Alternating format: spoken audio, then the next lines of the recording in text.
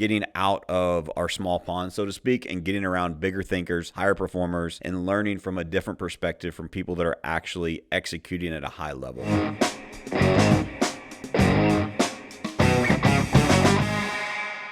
Welcome back to another episode of All or Nothing in Real Estate. I'm your host, Matt Smith, the founder of All or Nothing in Real Estate. This podcast is a movement to give back to this industry that has given so much to me and my family. And today we're going to break down one thing that I think is crucial for a lot of people that want to be successful in entrepreneurship and life and business, just in all aspects of life, to be honest. And that is the importance of getting around other people, big thinkers, people that are accomplishing amazing things, and getting outside of your comfort zone to get in rooms with people that make you uncomfortable because they are doing things bigger than you are. I think a lot of people in real estate, especially, we fall in love with our egos, and we try to be the big fish in the little ponds. And being from a small town ourselves, myself accomplishing some amazing things that I've been very fortunate to accomplish, what I have found has been super, super important to my journey through success and continual journey to success is getting out of our small pond, so to speak, and getting around bigger thinkers, higher performers, and learning from a different perspective from people that are actually executing at a high level. And so we're going to dive into that today, and we have a special guest on the episode, one of our up-and-coming agents. How old are you? 18. 18-year-old agent that is just absolutely crushing it. So Chance, welcome to the show. Chance Duncan. I'm super grateful to be here for this opportunity today, and I'm happy to dive right into it. One thing, I guess, to start it off is being around these bigger thinkers, and maybe not always looking to be the biggest fish in the sea. But what's one thing that you always say about being a part in the whole? Yeah, so the whole is bigger than the part. When the part serves the whole, the part receives back tenfold. Absolutely. And so I think going back to just this previous trip that we were able to take, the theme of that was one big fire. Yep. And I had a conversation with one of my very close friends the other day, and he actually brought that up. He had no clue at what I went to, but we were talking about community and the people that you choose to intentionally be around. And he explained it as throwing into the fire, right? Love it. You're either throwing wood into the fire, throwing gasoline, or you're just taking up heat, right? And so just the intentionality of who you spend your time with is just so crucial. I love it. I love it. And just so you guys know, a little bit backstory on Chance is that just graduated high school, right? Yep. How long ago? 23. So yeah, so like yesterday, not really yesterday, but recently. He jumped into real estate. He actually interned with us while I was in high school and showed up to our company events and just was a sponge, learning everything that he could. And in his first 6 months, how many houses did you sell? Pretty close to 12, give or take. 12 mutual releases. 12 houses under contract in his first 6 months with our organization, straight out of high school. And so just to give you a little perspective on, I just think it's really cool to give a different perspective other than just mine, and having someone that is hungry to learn, like Chance, going to a couple events. He went to Maverick with us, and where was that, Vegas? Yeah, Vegas. Maverick in Vegas, and then went to Cabo for our event that we were just at with Red Cove. And the Sales Mastery in Salt Lake City. Yep, and Sales Mastery. So there's 3 events that he's been to in the last 4 months, 6 months, something like that. And so I just think it's really, really important for us to just have a discussion. And I know for a fact in my life, like I would not be anywhere close to where I'm at without forcing myself to get out of where I was comfortable and learning from people that are doing things that make me uncomfortable, right? There's people in Cabo that are doing things that I didn't think were possible in real estate. And I'm a big thinker. And so I'm there to learn and be a sponge from these individuals, just like in the Maverick event, right? There's teams there that share their playbooks on selling, there's some that were selling over 2,000 homes a year, right? $1 billion a year, sales organizations, sharing their playbooks, just contributing and giving back. And so I just think it's important that if you're listening to this, you obviously want to learn, you want to grow. That's why you're listening. And so, Chance, I'm curious from your perspective, why is it important for you to continue to spend the time, the money, the energy away from growing your business? Because a lot of people look at that. It is an investment, right? It's an investment to get a ticket for the event, You got to get a hotel room. You got to get the plane. You got to eat food while you're there. And it's just expensive to go to these events. Not to mention the time away from growing your business because you're at these events all day, learning, digesting, being a sponge, taking all this new information in. So why is it important from your perspective to continue to get yourself in rooms like that? Absolutely. So I want to hit on two keywords that you said there. One was contribution. Mm-hmm. Okay. I think we've had several discussions about contribution, and as a younger adult growing up, trying to be a sponge in every single room, it's like, how can I contribute? And the answer to that is asking the right questions, as we've gone over. So let's dive deeper in that. Okay. How did you come up with that realization of asking the right questions? Asking the right questions. So if you don't ask the right questions, you don't learn, right? So you can't be a sponge, and everybody else in the room can't benefit from that right question being asked. So if you're not doing that, then you're not contributing to that room. Yeah, and I remember a conversation you and I had. You came to me and said, Matt, you talk about contribution all the time. How do I, I'm brand new in real estate, just got out of high school, how do I contribute to rooms like this? That was your question to me. And I answered it with, ask the right questions. Sometimes contribution isn't what you give. Sometimes asking the right questions, being a sponge, actually being an active listener to actually care about to hear from these people and to, I don't want to say maybe challenge isn't the right word, but sometimes challenge them with a very good, well thought out question is contribution in rooms like that. Well, because think of how many people benefit from that in that room, whether they're at your level or above your level, the person that you're asking that question to is probably worth the answer. Yeah, 100%. And a lot of people are scared to ask those questions, right? Absolutely. And so, I love that. Sorry, I interrupted you. What was your other part? Oh, good. The other part to that is, as you know, like I'm a sponge. I ask questions, and when I ask these questions, I try to get the best answers possible. And mostly when I go to these people, it's because I look up to them in some way. Sure. So whether they spoke on stage or they've been around me, whatever that looks like, I'm going up to them for a reason. And so another part to that was the people that I asked those questions. In some way, shape, or form, they have already contributed to me. Mm-hmm. To open up my mind, to remove ceilings. And that's a huge thing. The biggest reason I go to these events is because I come back and my ceiling is raised. Yep. And it's just, it creates a whole new world for you.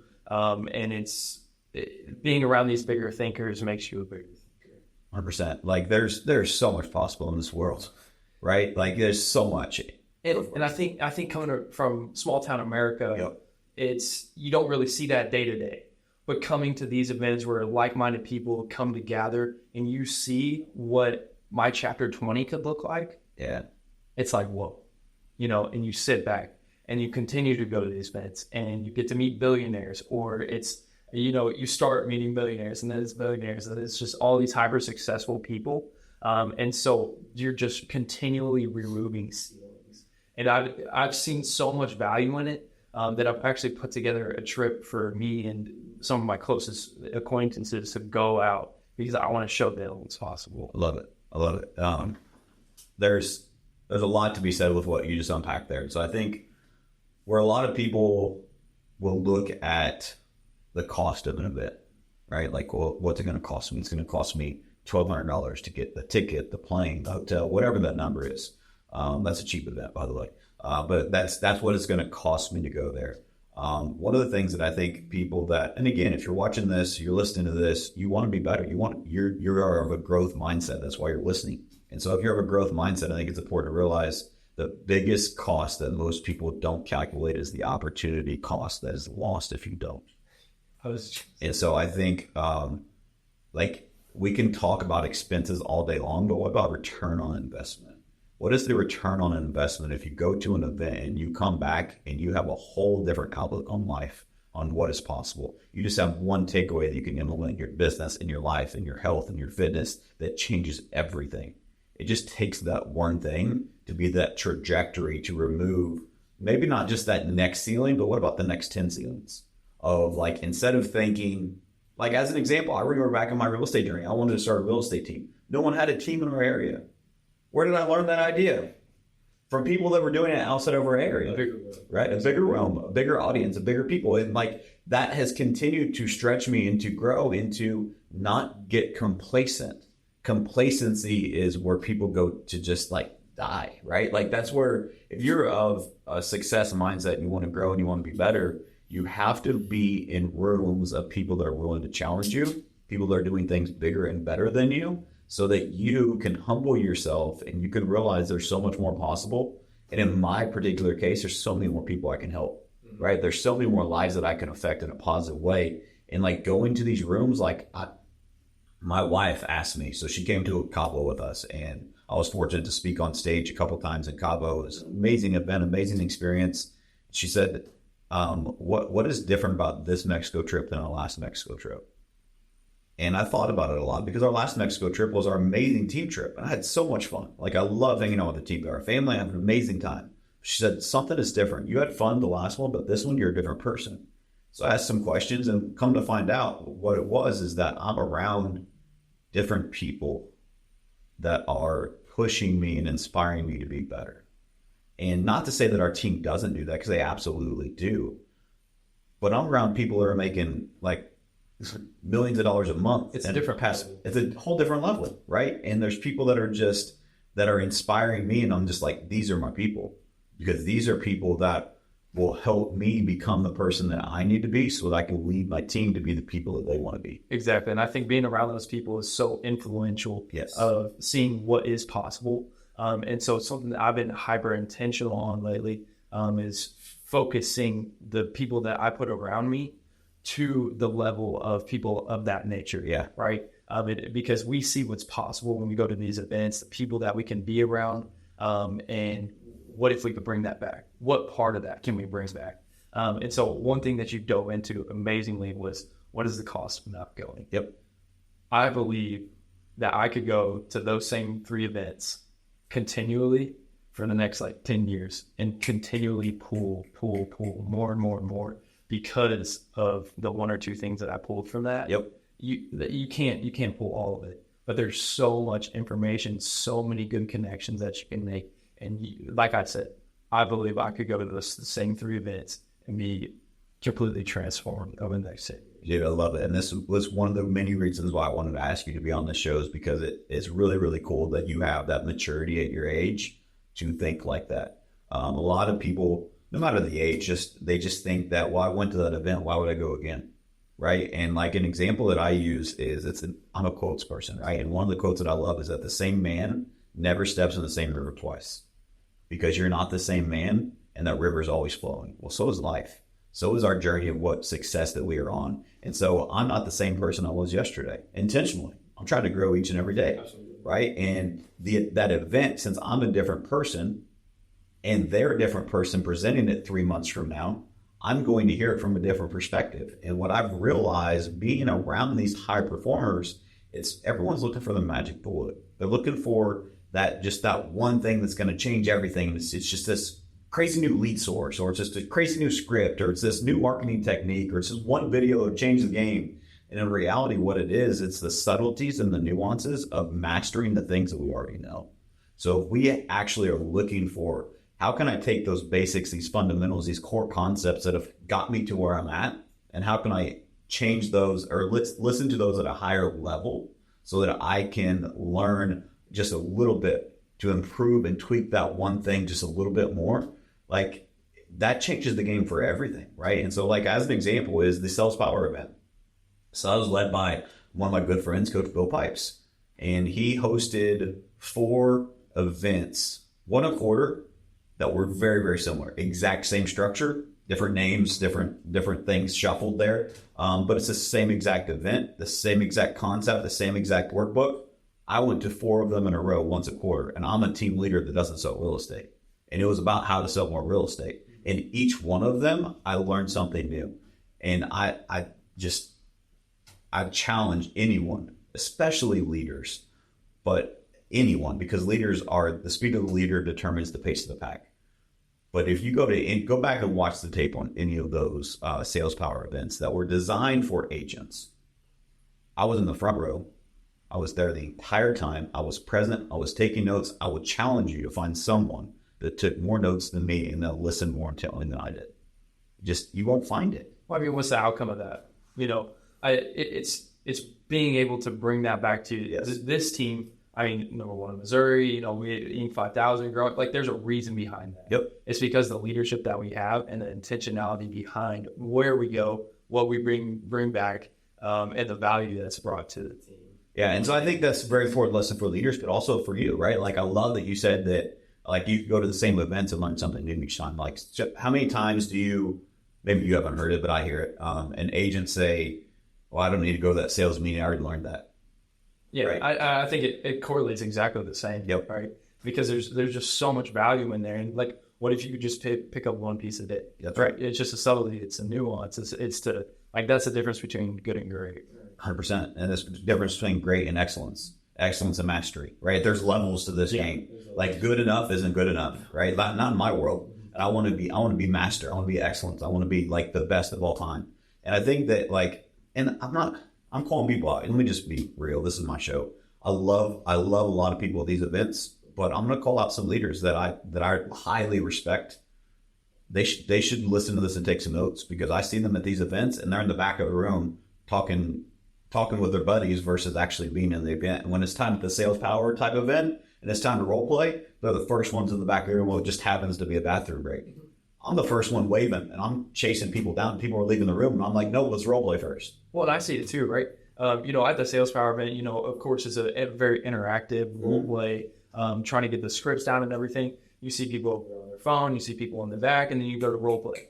And I'm sitting there at 18 years old feeling like I can contribute to almost everybody in this room, you know. And so just seeing the level that they're at and just the lack of intent that they have is just, I mean, it's really encouraging for me. You know, yeah, sure. It's like, well, I think it's really cool that again, to your point, is that with my intentionality as the leader of the organization, is I bring that stuff back. And, like, by the time you went, I'd already been to 3. Exactly. And so it wasn't new to you, right? Because we'd incorporated in our organization. And I had so many people come up to me and say, wow, I talked to such and such on your team. I talked to this person on your team, and they blew me away without their role play. And it's because it's normal for us, right? That's right. Because that's just what we implemented. And that's, we have a level of excellence in our organization that is just our culture breeds, right? That we always want to be better and grow. And so I think it's important that learning from an agent that has actually experienced that, a brand new agent went to a sales power event and he felt like, and you didn't say this, but I'll say it for you, humbly felt like he was probably at a higher level than a lot of people on the skill sets that we were learning at that event, because we'd already been implementing in our business, right? Like, I think there's a lot of lessons we can unpack in that. But let's go back to the topic at hand here, is the importance of events and being around bigger thinkers. And I think, like, I've said this before, but I don't know. I'm kind of 50-50 on it.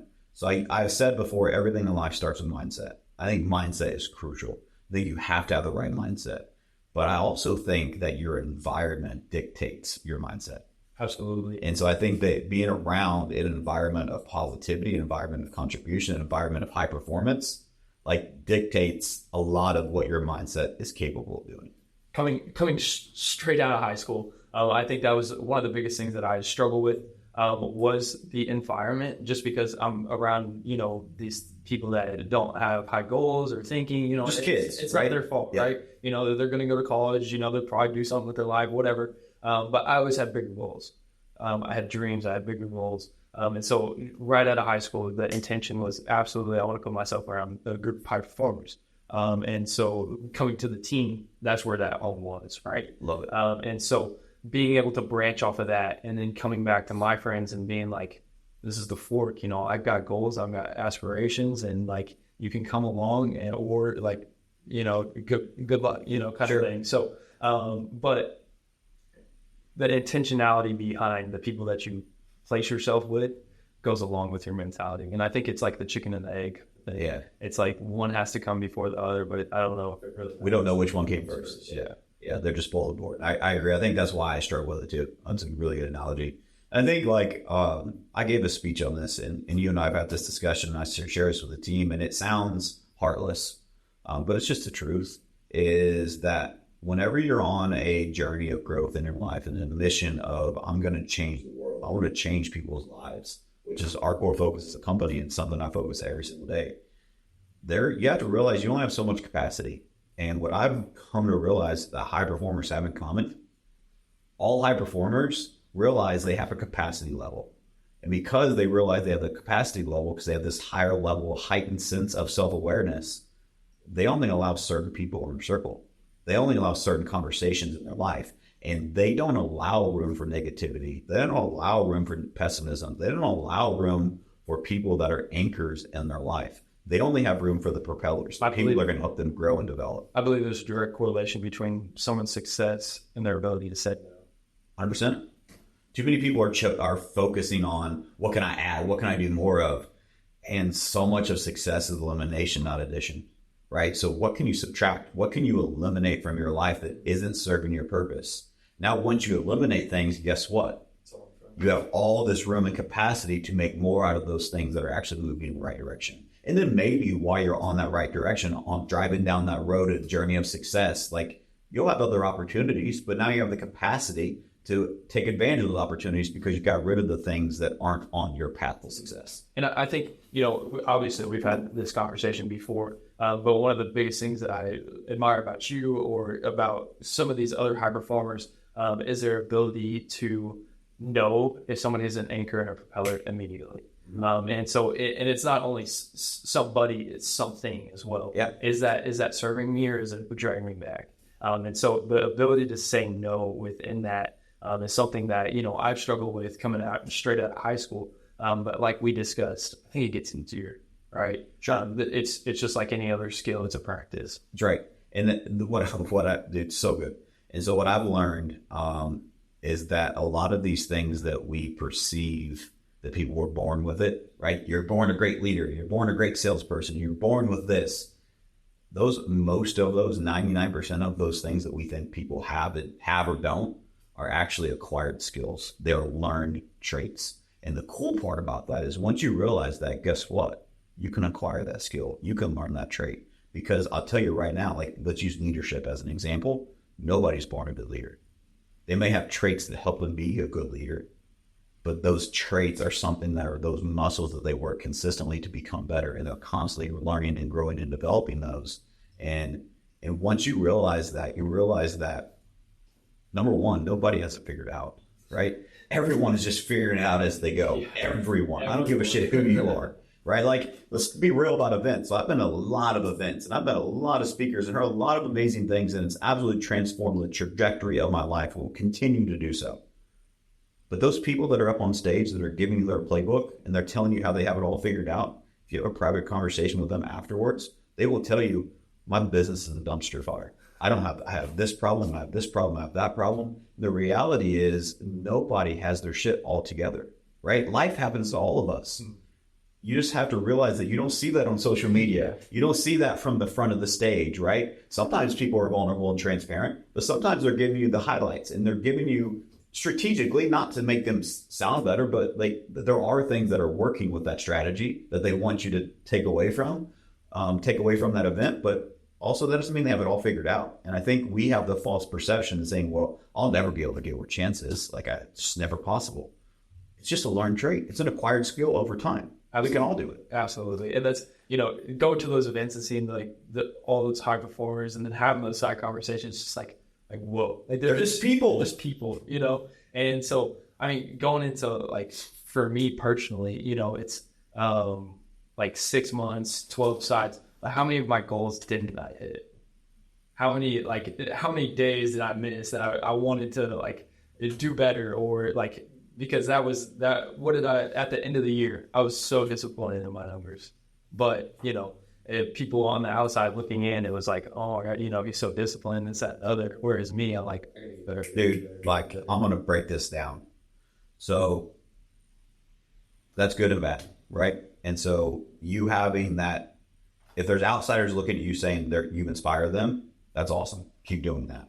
But it's also somewhat good as long as you keep it in a healthy range for you to not be satisfied, right? Because that's where complacency sinks in. What I've realized about high performers, I do a lot of studying and I listen to a lot of podcasts, I read a lot of books. I'm just a lifelong learner. But what I've come to realize is the truth is that all high performers have in common, they are never, ever satisfied. that's part of what you sign up for if you want to be a high performer, is that you have to realize that there will be short bursts where you feel like, I did it. But once you reach the top of that mountain, guess what? There's another one that's twice as tall. And you got to start climbing at the bottom all over again. And where I think that you hear this all the time from gurus, and it's true, but most people will roll their eyes and be like, you got to fall in love with the process. It's about the journey, not the destination. It's so true. Yeah. Right? Because if you are looking at this mountaintop, the only mountaintop you can see in front of you, if you're looking at that, and that once you reach the top, once I become this, once I make that amount of money, then I'll be happy. Then I'll have made it. Once you get there, you realize, oh, this is cool. What's next?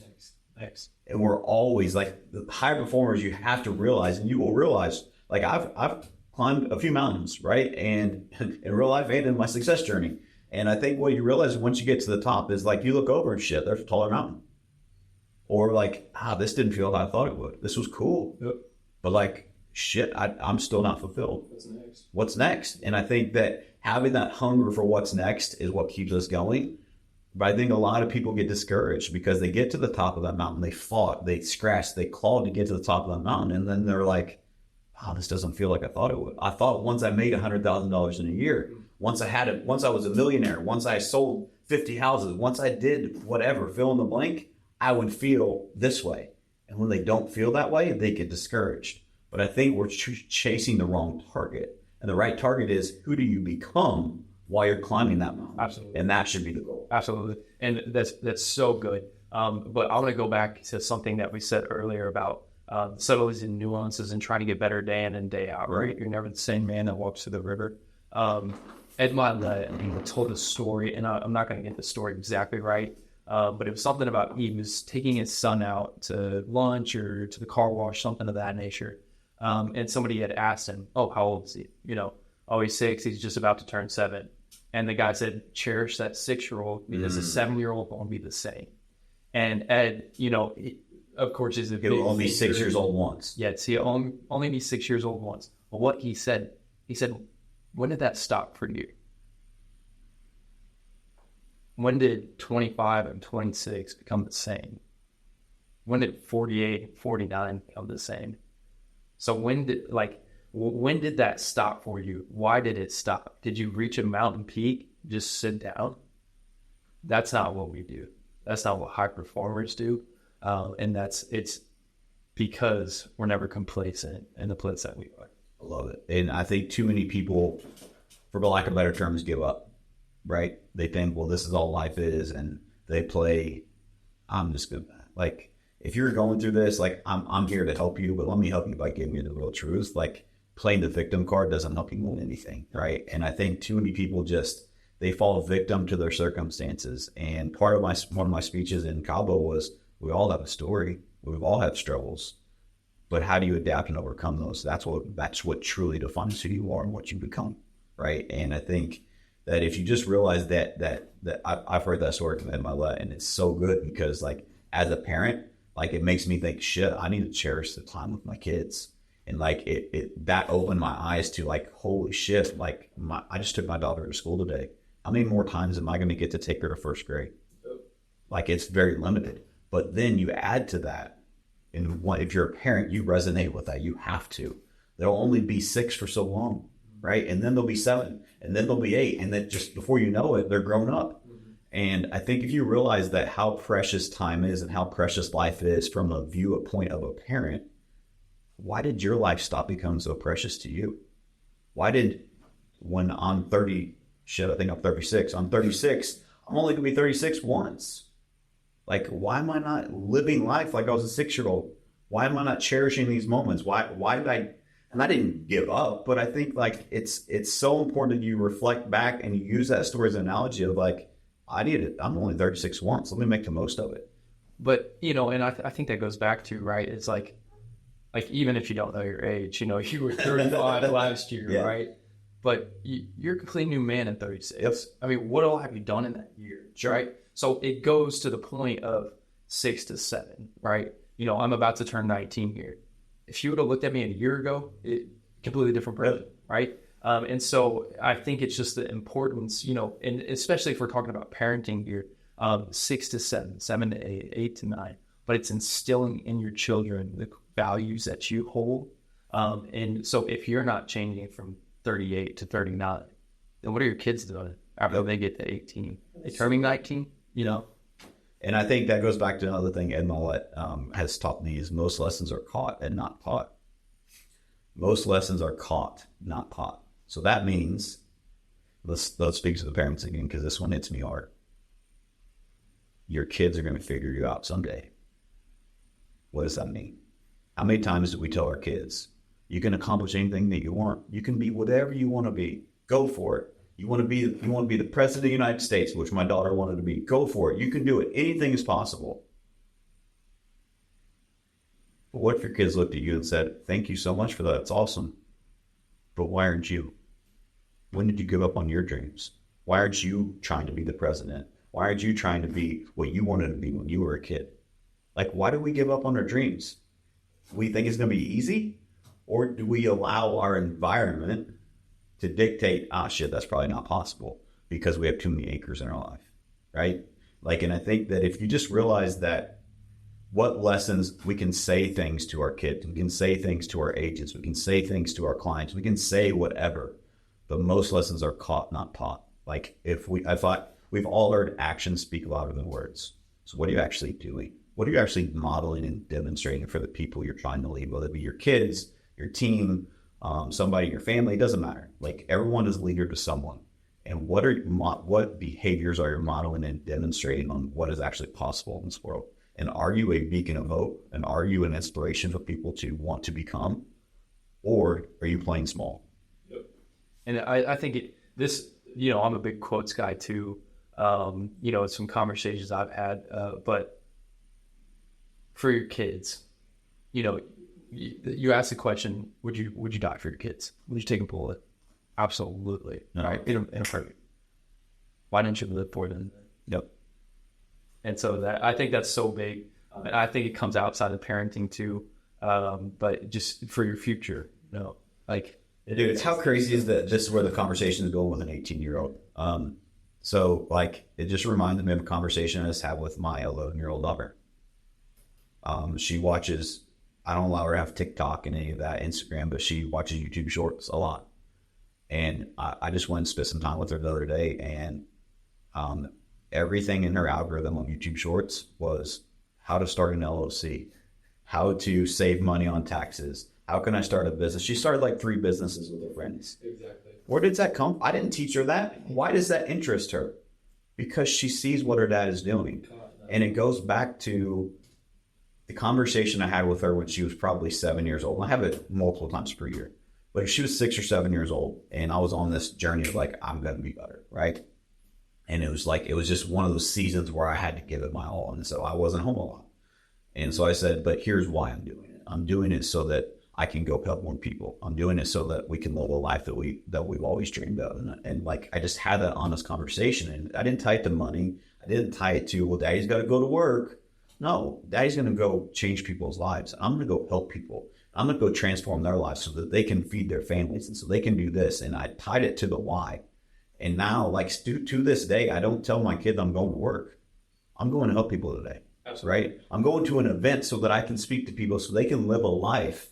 Like, there's people that are struggling financially. There's, like, I'll ask them, do you have kids in your school that maybe don't eat food at home, or maybe they have to wear the same clothes 2 days in a row? Yeah, we know kids like that. I'm going to go help their parents so they don't have to live like that anymore. Right? Like, that's the conversation that I have.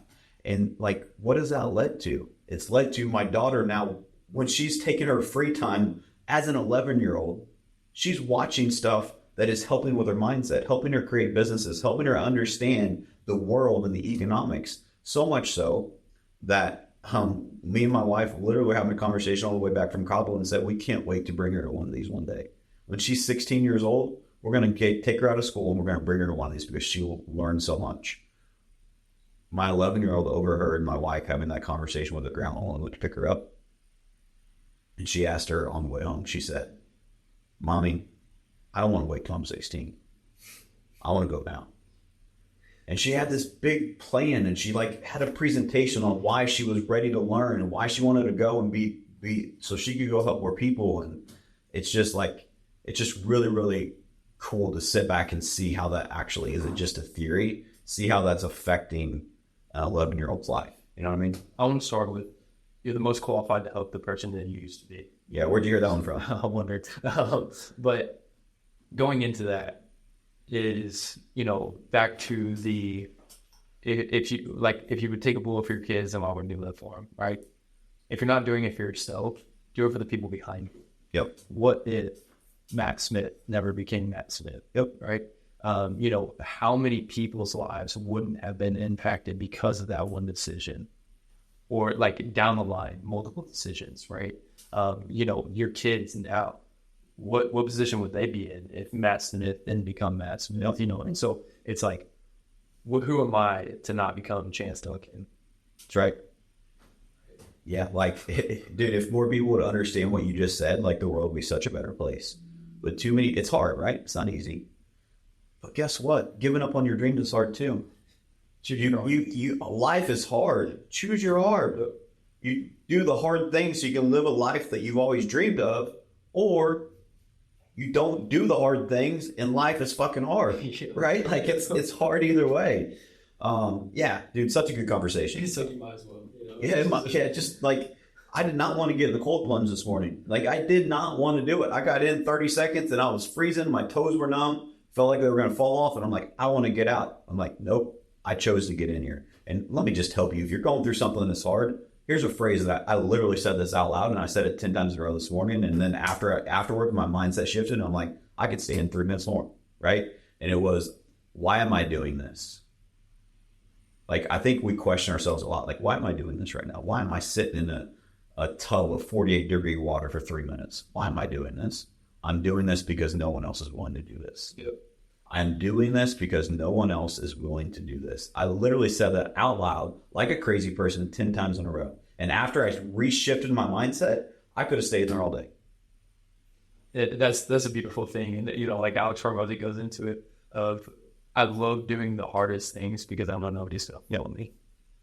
I didn't want to get up this morning, but I got a cold shower, got to it. Yep. It's just, it's doing the hard things over and over and over again, because the road behind you is so hard to follow. And that's inspiring to me. I love it. And like, think about like where we started this with events, right?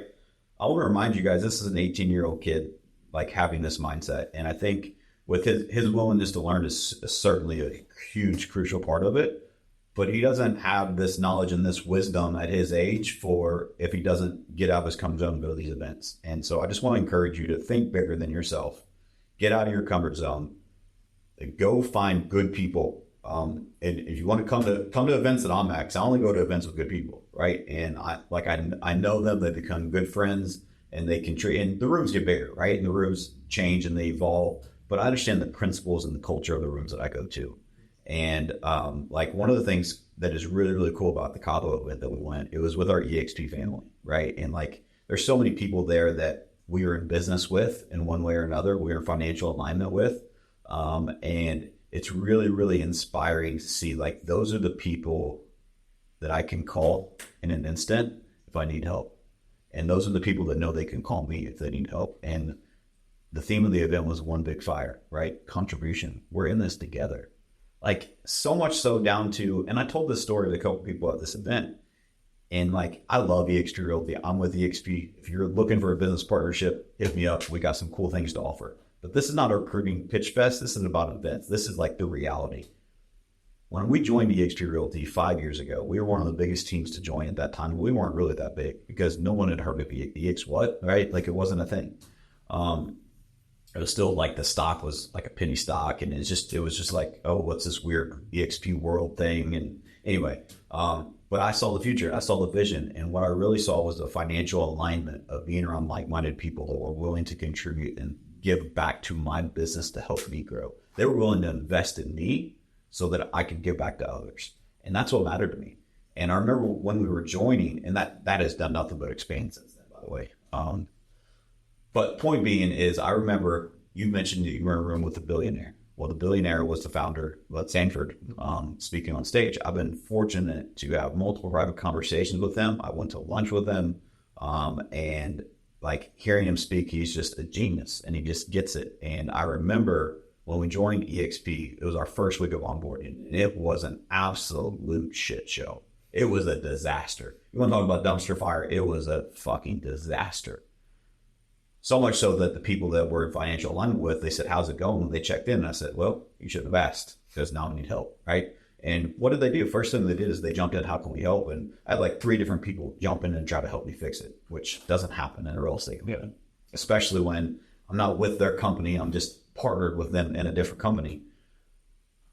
Then I get a call from an unknown number, and I sell real estate, so I answer it, right? And it's Glenn Sanford, the founder of EXP Realty, says, I hear you're having struggles. What can I do to help? Genuinely, I'm like, wow, this is different. At that time, the company I was with, I won't mention their name, I couldn't get the owner of that franchise, of that branch office, to ever answer my phone calls. The founder of a global company that's now a billionaire called me personally and said, I heard you're struggling. How can I help? The next day, the president of EXP operations of the realty company called me and said, hey, Glenn said that you're having struggles. It seems like everything's working, but I just want to reach out. Is there anything I can do to help? Like, both of those people, Glenn Sanford and Jason Gessie, the next event that I went to, which was like EXP Con, they remembered me. And they came up to me and they said, hey, did you get those things figured out? Right? Like, that's the type of people we're in business with. And I think that's what's different. And, that's from a high view, of course, but even, me going to this event versus the previous ones, the conversations were so easy.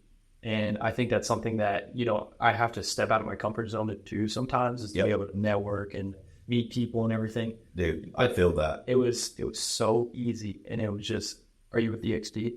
That's it. And then the conversation just goes from there. How long you been there? Like, what do you do? How much volume are you doing?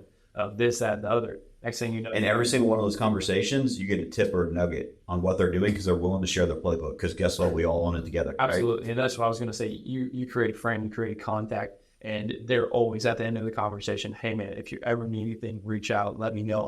I'll be glad to help you. With no agenda. Absolutely. Yep. It's amazing. Yeah. Very cool. Cool, man. Well, we're running up on time. Is there anything else you want to kind of leave the people with? Any other final thoughts you have? No, I think I'm good here. Come on, man. Give me something. You got something. Give me a quote. Give me something that's sticking in your mind right now. Can I read my quote? Yeah, go for it. Hold up. He's got to get his notes. It better be good. We need some Jeopardy music.